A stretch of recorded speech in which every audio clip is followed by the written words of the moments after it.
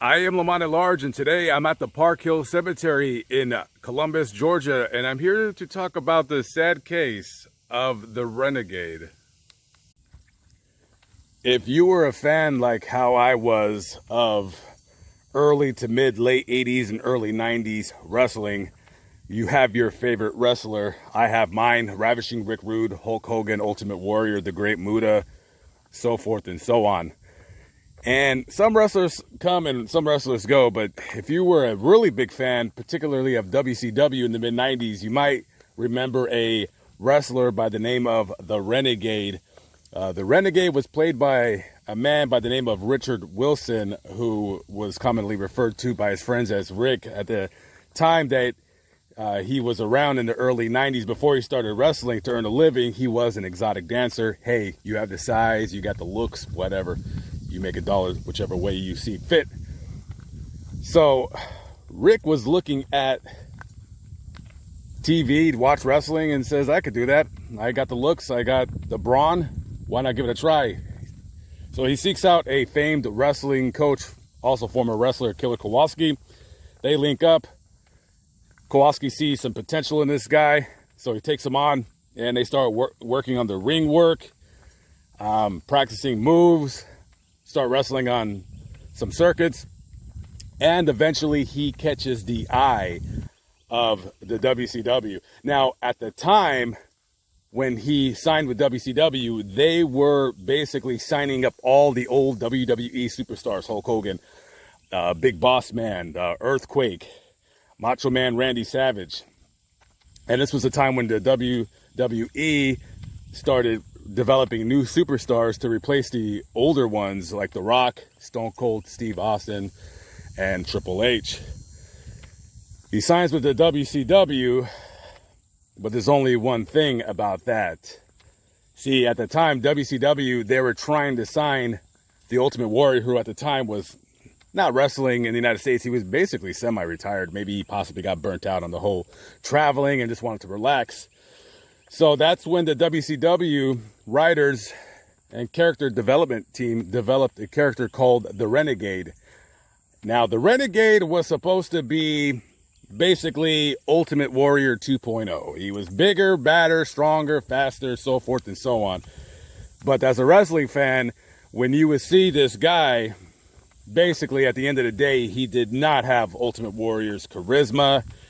He just didn't have his, how Ultimate Warrior would kind of go on a tangent, totally off script, by the way. Nothing was scripted Ultimate Warrior ever did. Everything was just off the top of his head. He just didn't have that.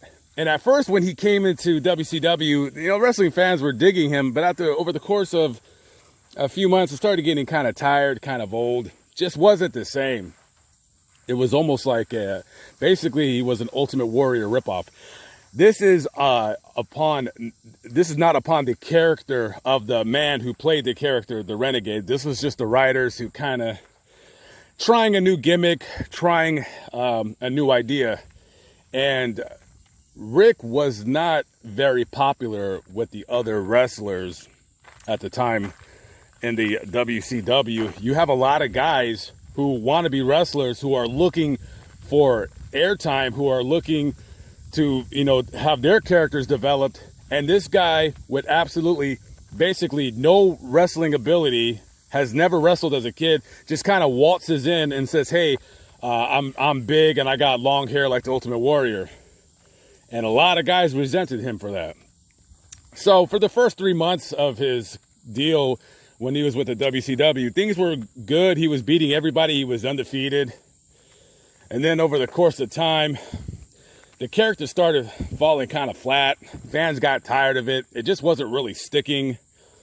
And basically, he kind of fell over the wayside, if you will, with the character.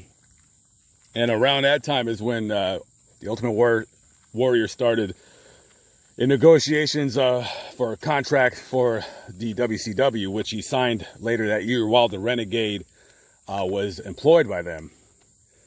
So he's wrestling less and less, and eventually they pulled him off a lot of the pay-per-view series. And the Renegade, he just kind of kind of disappeared. He was still under contract with WCW, but he started losing matches. DDP, Diamond Dallas Page, beat him.